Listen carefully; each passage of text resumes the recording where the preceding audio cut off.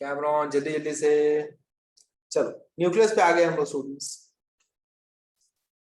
Nucleus पे आ गए हैं। So eukaryotic cell, eukaryotic cell, nucleus of eukaryotic cell के अंदर क्या क्या मुझे नजर आता है? I can see nuclear membrane. Check करो स्टूडेंट्स, न्यूक्लियर मेम्ब्रेन ये देखो, इसको मैं जरा जूम आउट करता हूं। First let me draw an image over here just to make you understand. ये देखो students, we have an outer nuclear membrane and we have a inner nuclear membrane. ठीक है, एक आउटर होता है एक इनर होता है, इस तरह से बाजू वाले डायग्राम में you can connect.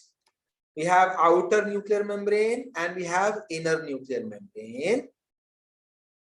Next, the space inside the inner nuclear membrane, this space is known as, जैसे सेल के अंदर जो स्पेस होता है, सेल मेम्ब्रेन के अंदर जो स्पेस होता है उसको अपन क्या बोलते हैं? साइटोप्लाज्म। सिमिलरली चेक करो, किसका माइक ऑन है प्लीज चेक करो। somebody's audio is on, please check, somebody's audio is on. Shubham Jha, Shubham Jha mute your audio.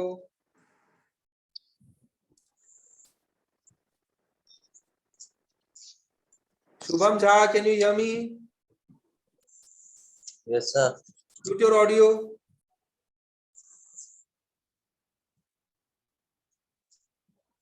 Audio mute करना है Shubham. Yes, sir. Yes, sir.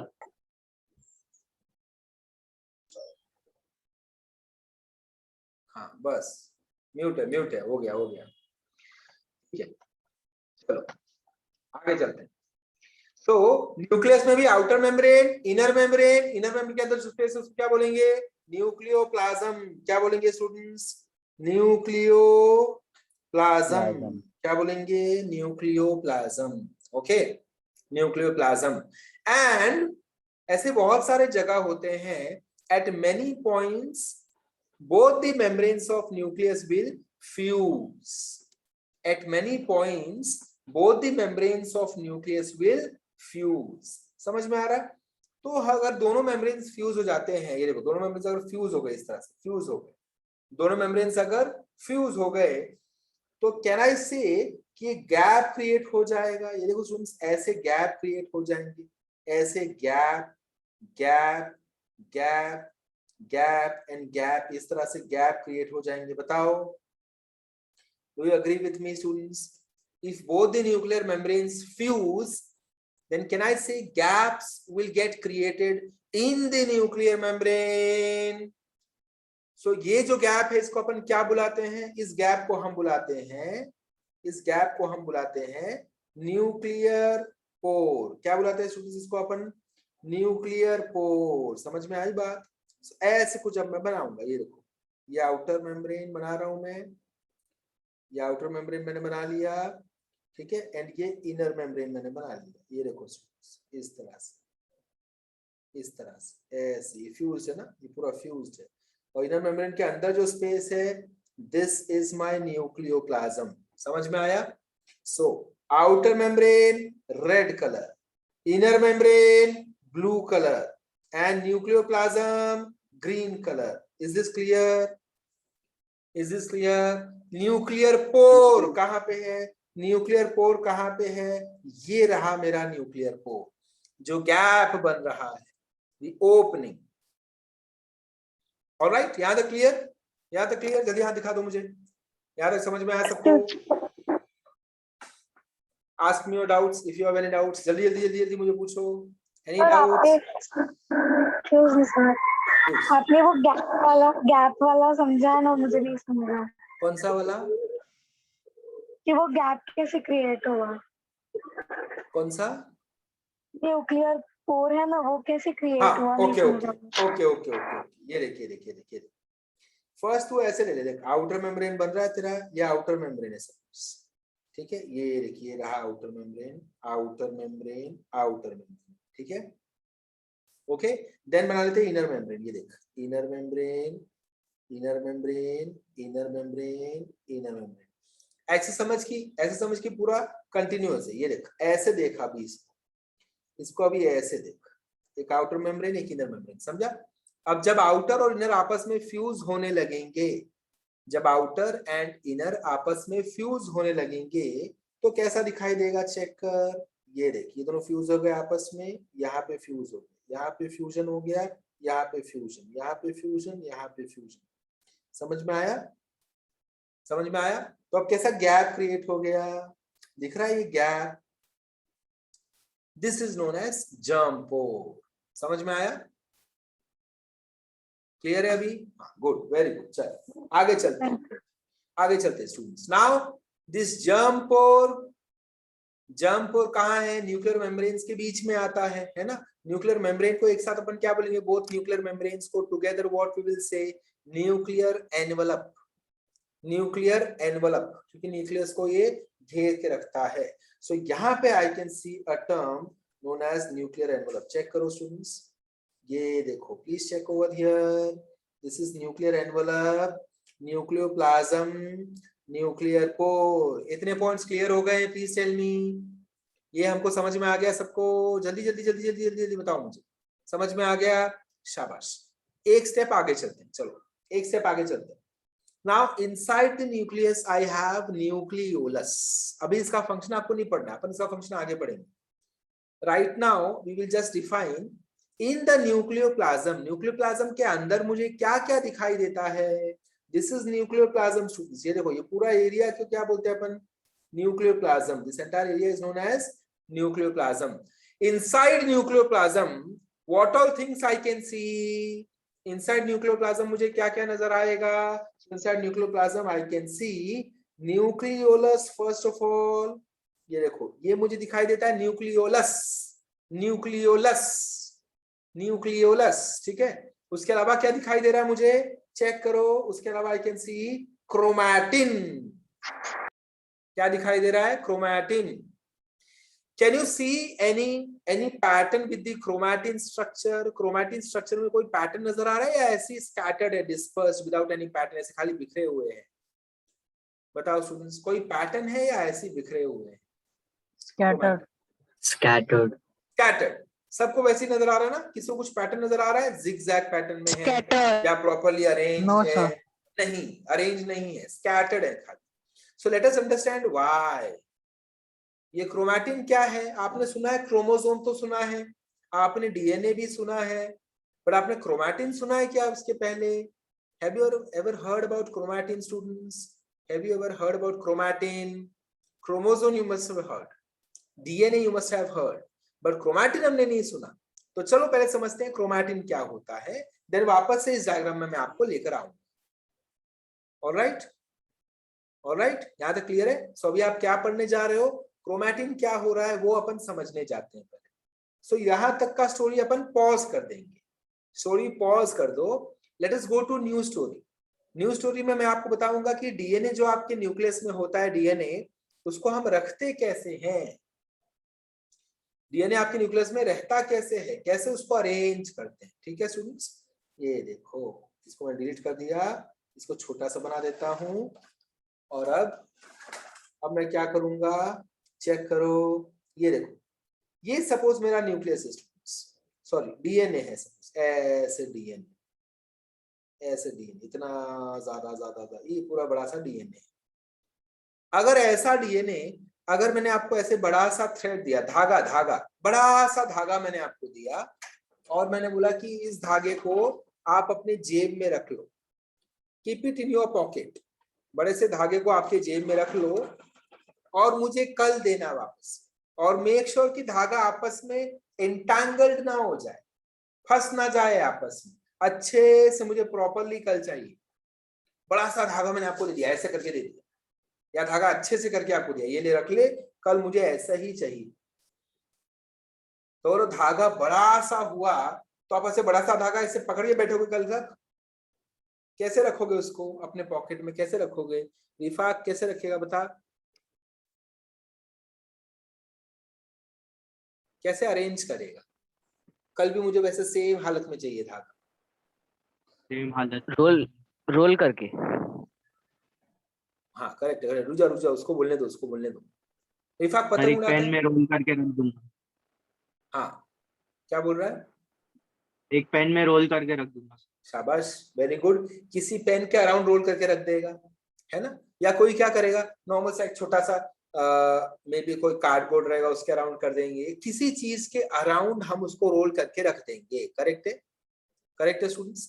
Same चीज अपना न्यूक्लियस भी करता है डीएनए के साथ। डीएनए भी एक थ्रेड की तरह है, समझ में आया? डीएनए भी एक थ्रेड की तरह है। सो उस थ्रेड को, रूबिक क्यूब आपको पता है? रूबिक क्यूब, रूबिक क्यूब पता है, जो ऐसे खेलते हैं, है ना? सो वैसा कुछ इमेजिन करो, ऐसा क्यूब टाइप स्ट्रक्चर बनता है सेल के अंदर, न्यूक्लियस के अंदर, ऐसा कुछ। यहाँ ध्यान दो स्टूडेंट्स, ये देखो,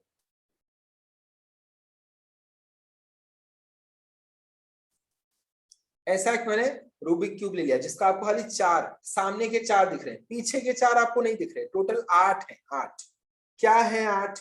इस एक को मैं बोलता हूं, एक स्क्वायर को I will say histone protein. एक स्क्वायर का क्या नाम है? 1 स्क्वायर का नाम क्या है? Histone protein.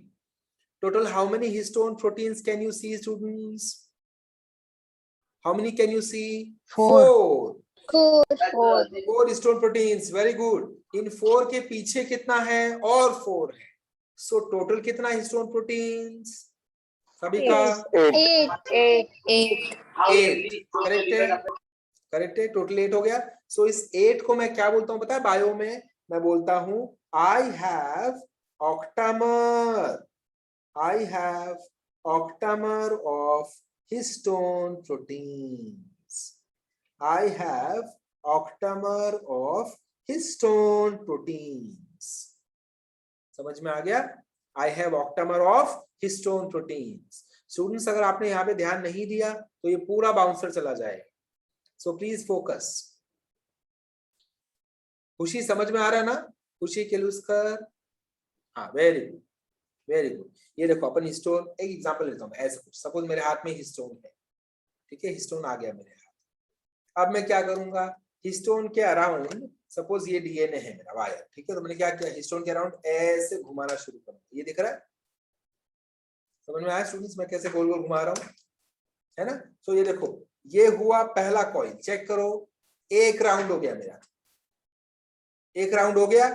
अब सेकेंड राउंड में पूरा नहीं करूंगा, खाली 3/4 ऐसे चालू किया, बस यहां पे रुक गया। सेकेंड राउंड पूरा नहीं करने का, आगे चले गया धागा, आगे जाएगा धागा, तो एक और हिस्टोन ऑक्टामर मैं यहाँ पे लूंगा, एक और ले लिया मैंने, फिर उसके अराउंड घुमाऊंगा, 1 पूरा 1, फिर सेकेंड वाला खाली 3/4 लिया मैंने, फिर आगे चले गया नेक्स्ट ऑक्टामर। कुछ बात समझ में है मैं क्या कर रहा हूँ? ऑक्टामर मेरे पास बहुत सारे हैं, सारे ऑक्टामर पे मैं खाली 1 and 3/4 राउंड घुमाऊंगा। अब आप अज्यूम करो, आपको मैंने बड़ा सा धागा दिया है और मैंने बोला है इस धागे को आपको छोटे छोटे मैंने क्यूब्स दिए हैं, उस पे से घुमाना है 1 and 3/4, then next 1 and 3/4, 1 and 3/4, 1 and 3/4, equal distance पे आपको ऑक्टामर के अराउंड घुमाना है। तो आप थोड़ी देर बाद आपके पास एक नेकलेस टाइप रेडी हो जाएगा, डोंट यू थिंक? एक नेकलेस टाइप रेडी हो जाएगा जहां पे थोड़ी थोड़ी देर में ऑक्टामर दिखाई देंगे, थोड़ी देर में कुछ ऐसा अरेंज हो जाएगा आपके पास। ये देखो स्टूडेंट्स, ये ऐसा डीएनए मुझे दिखाई देगा और यहाँ पे एक ऑक्टामर जिसपे डीएनए घुमा हुआ है, यहाँ पे एक ऑक्टामर, एक ऑक्टामर, एक ऑक्टामर, एक ऑक्टामर, करेक्ट है ना? अब देखो, अब आपको मैं एक्चुअल बना के दिखाता हूँ। Suppose I have octamer over here, ठीक है, ब्लैक कलर से ऑक्टामर बनाता हूँ, this is 1 octamer, then here I have another octamer, then another octamer equal distance पे। now I'll start with my DNA। मैंने DNA ले लिया, एक राउंड, दूसरा 3/4 इधर आ गया, वापस एक राउंड, दूसरा 3/4 यहाँ आ गया, एक राउंड, दूसरा 3/4 आगे चलेगा, इस तरह से। अंडरस्टूड? सो डीएनए पहले हम ऑक्टामर के अराउंड घुमाते हैं। सो ये एक अपना रेडी हो गया, एक धागा अपना रेडी हो गया। फिर अपन क्या करेंगे, ये देखो, एक धागे को अगर मैं, जस्ट अ सेकंड, मेरे पास धागा नहीं है तो मैं धागे के बदले ये वायर यूज कर लेता हूँ, आप लोगों को होपफुली समझ में आएगा।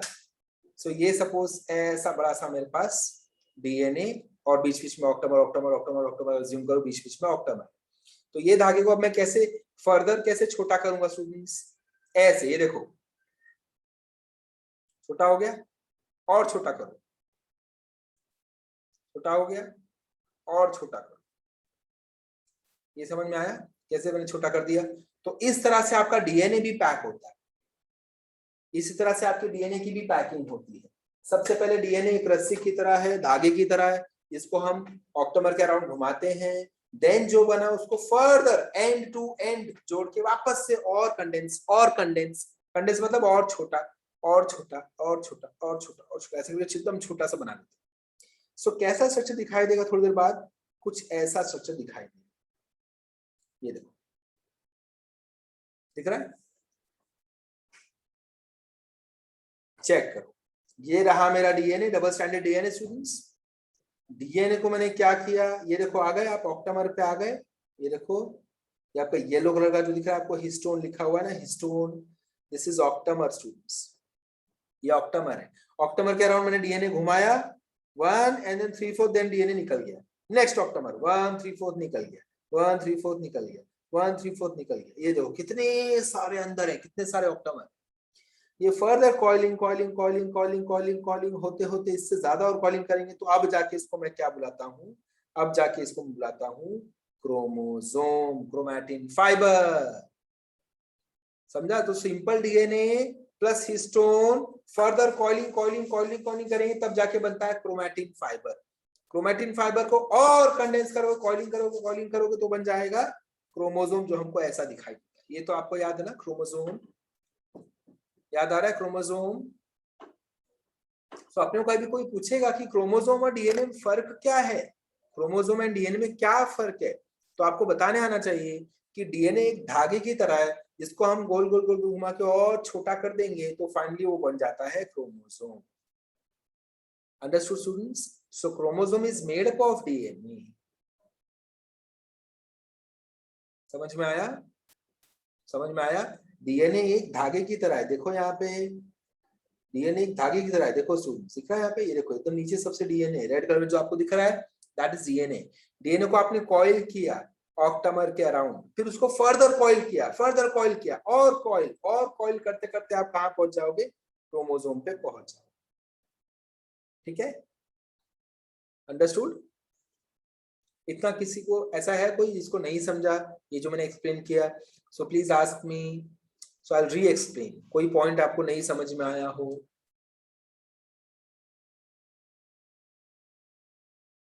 Anything which you have not understood? How will you explain this? आप ऐसे बोलोगे DNA are coiled around octamer of histone. DNA strand is coiled around octamer of histone proteins. This coiling is further coiled, it is further coiled to give me chromatin. Chromatin is further coiled to give me chromosome. Okay? So can you repeat this line again? Sure, I'll repeat. Wait, I'll write it over here. यहाँ लिखता हूँ, ठीक है? ये देखो. This is how I will write. DNA is coiled around histone proteins, coiled around octamer of histone proteins.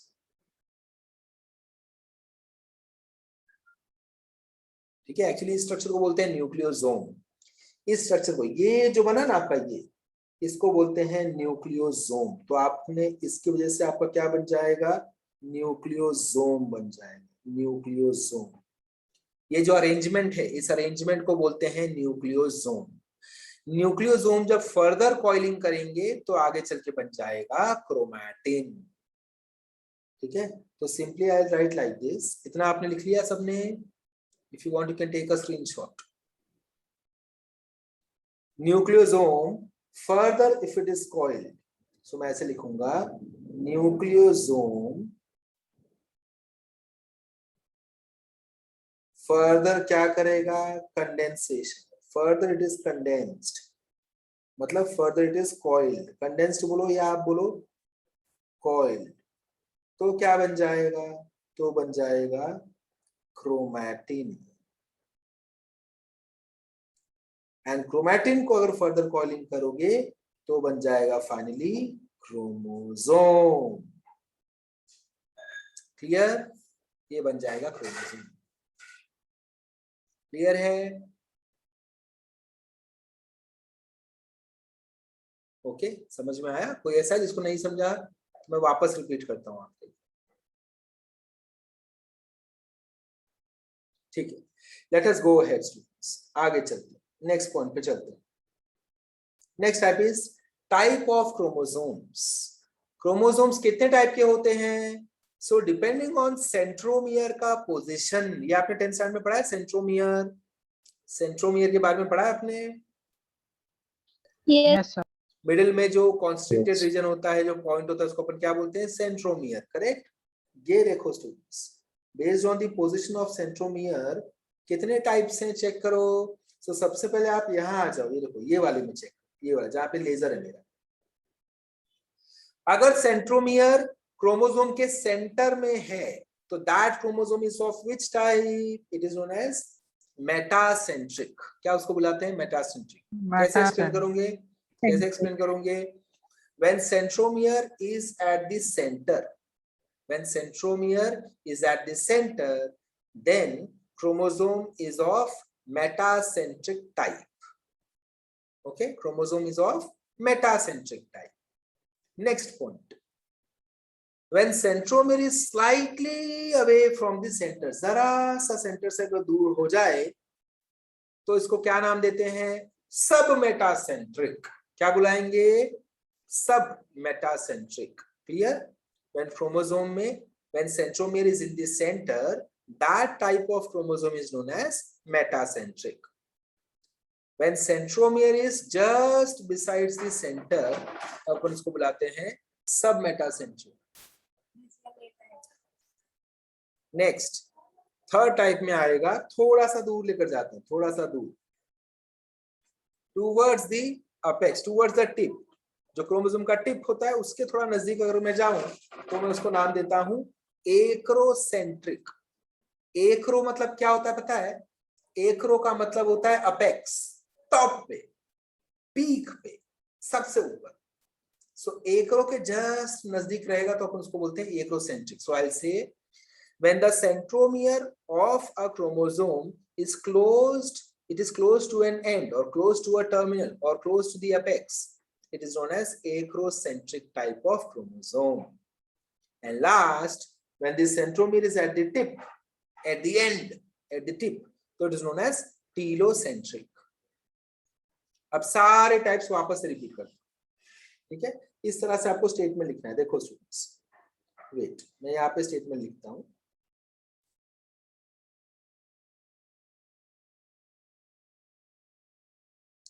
When centromere in a chromosome is at dash,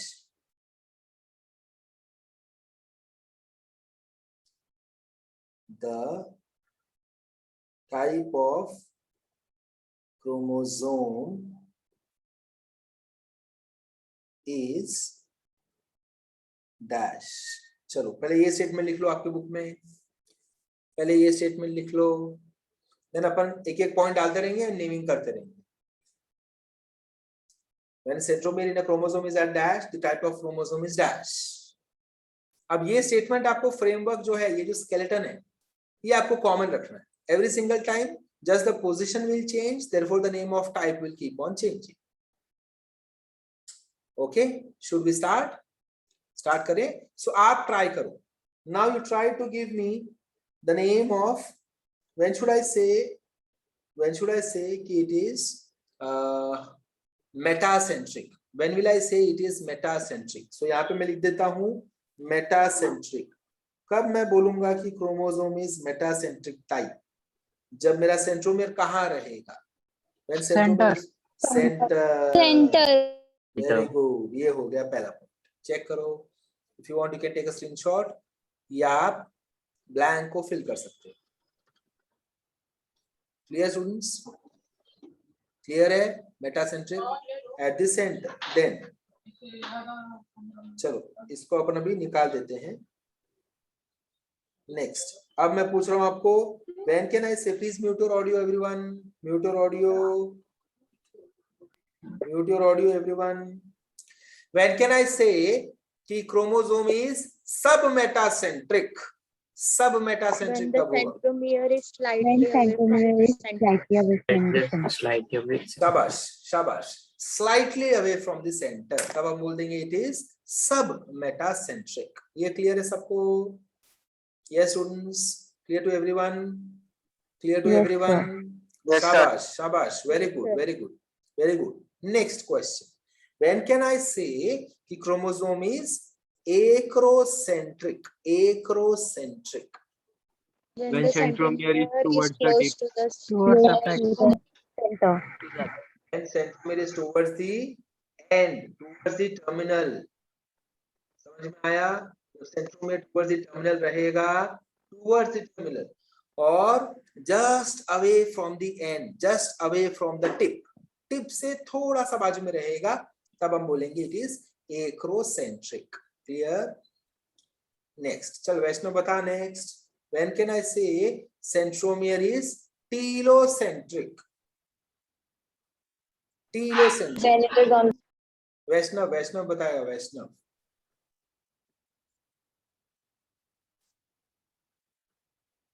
Yes, Vaishnav. When can I say chromosome is telocentric?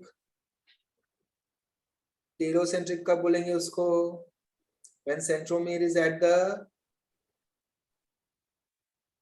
okay, Narmada बोल। Is at the end. When centromere is at the tip, at the end भी चलेगा, at the tip भी चलेगा। Clear हो गया?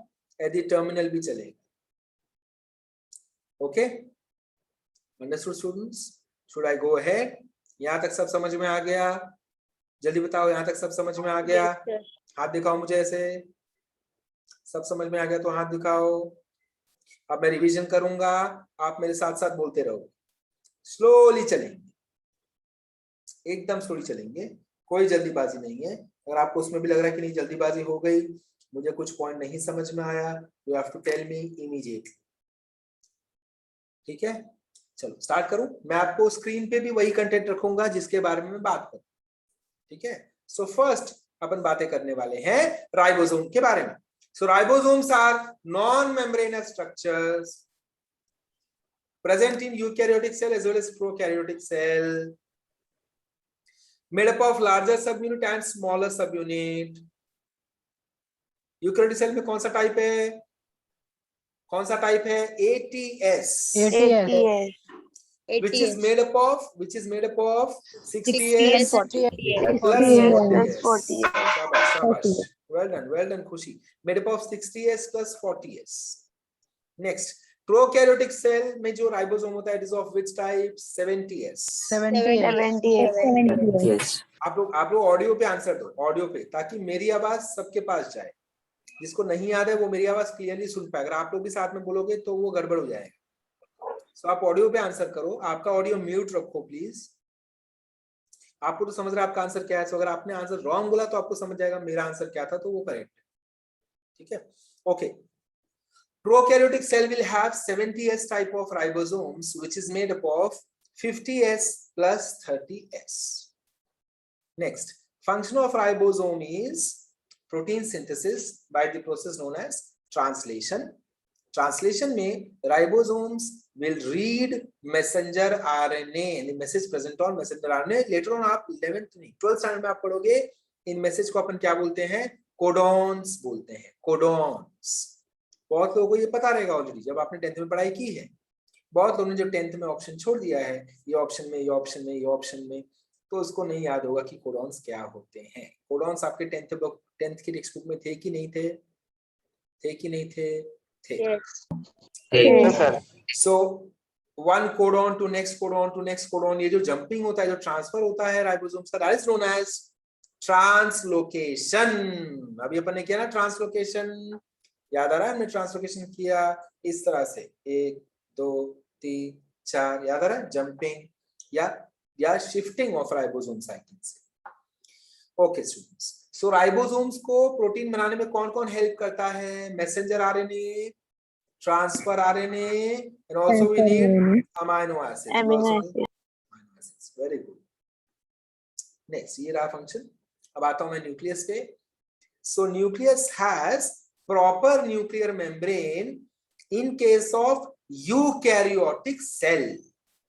Prokaryotic cell में proper nuclear membrane नहीं होता, सो न्यूक्लियर एनवलप नहीं होता।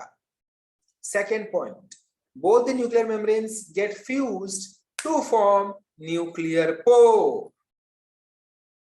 Correct, nuclear membranes will fuse to form nuclear pore. Correct students? Next, region inside inner nuclear membrane is known as nucleoplasm. क्या नाम है? न्यूक्लियोप्लाज्म। न्यूक्लियोप्लाज्म, क्या बात है, very good.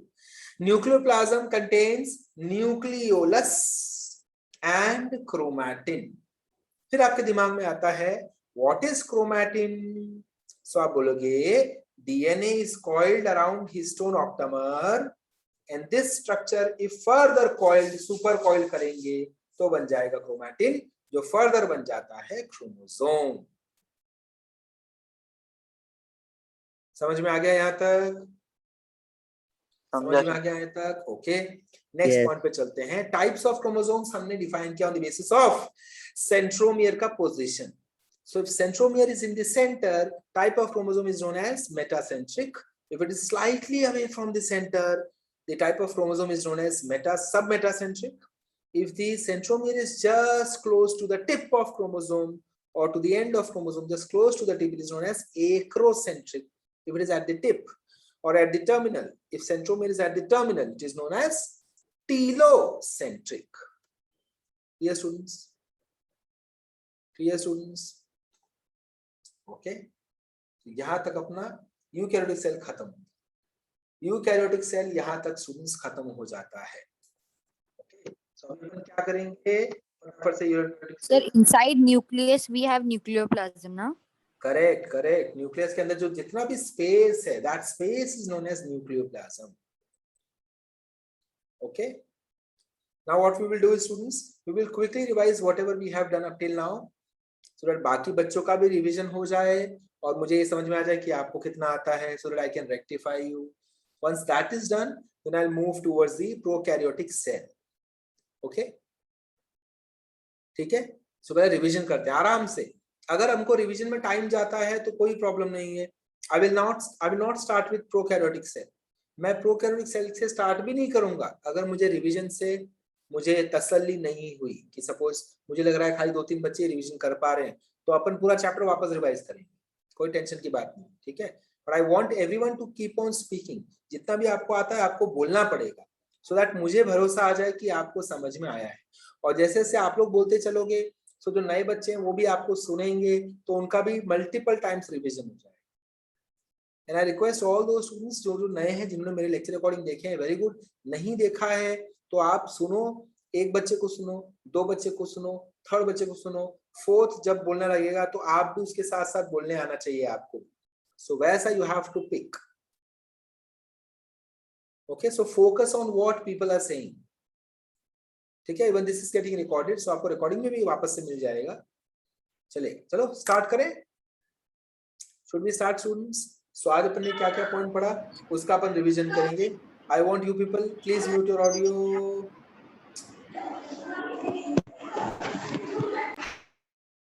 Sadhana Saroj audio on था। हाँ, I am expecting you people to brief me on क्या क्या टॉपिक पे आप मुझे एक्सप्लेनेशन दे दोगे। सबसे पहला आपका टॉपिक कौन सा होगा आज का? आज का सबसे पहला टॉपिक हमने क्या कवर किया? राइबोसोम। Very good. उसके बाद आप मुझे बताओ डिटेल न्यूक्लियस पे। न्यूक्लियस के बाद आप मुझे डिटेलिंग दोगे क्रोमैटिन। शाबाश। फिर आप मुझे बताओगे types of chromosomes. Types of genes. Types of chromosomes, correct. इन चारों चीजों पे आप मुझे डिटेलिंग करने वाले हो आज, ठीक है। चलो स्टार्ट कर लें। सो कौन कौन रेडी है, पहले raise your hand students, how many of you are ready in 4 components पे बोलने के लिए? कौन कौन रेडी है, please raise your hand. Raise your hand in the camera, camera हाथ ऊपर करो।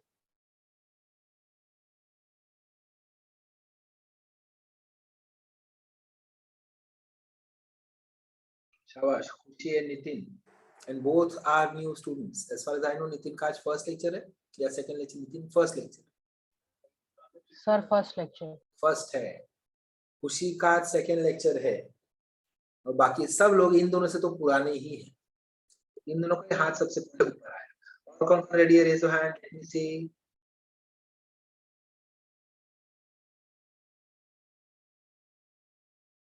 Sara is also ready. Rifaq is also ready. Keep your hand raised. Let me see, students. Keep your hand raised. Sara is ready. Rifaq is ready. अपना digital वाला हाथ ऊपर कर दो, चलो, उससे बेटर दिखाई देता है, उससे ज्यादा बेटर समझ में आए। यस, रिफाक तैयार है। Prashasti, what about you? Shreya पाठक, सारा रेडी है ना? साबिका, पायल सावंत, तुझे बोलना ही, ठीक है, हाथ ऊपर कर ले। पायल सावंत का ऑडियो किसी ने सुना कि नहीं सुना? आपके ग्रुप में पोस्ट किया था उसने। बहुत अच्छा बोला उसने। आप लोग नहीं सुने हो तो आज जरूर सुनना। अंधेरी के बच्चे लोग उसका वीडियो जरूर, ऑडियो जरूर सुनना। मस्त एक्सप्लेन किया, बहुत अच्छा एक्सप्लेन किया, ठीक है। I will forward it in the Kandivali group also. Kandivali group में भी फॉरवर्ड करता हूँ। जो लास्ट लेक्चर का रिकॉर्डिंग था, लास्ट लेक्चर जितना भी अपने एक्सप्लेनेशन लिया था, पूरा उसने रिवाइज किया है ऑडियो फॉर्म में, बहुत अच्छे से। अगर आपके पास डायग्राम है तो आराम से डायग्राम देखते रहो, उसका ऑडियो सुनते रहो, सब कुछ रिवाइज हो जाएगा, ठीक है। लेट अस स्टार्ट विथ खुशी से स्टार्ट। एक्चुअली 1 ही मिनट बाकी है। एक काम करो स्टूडेंट्स, प्लीज रीजॉइन मी, वरना बीच में अटक जाएंगे, अपनी गाड़ी के बीच में अटक जाएगी।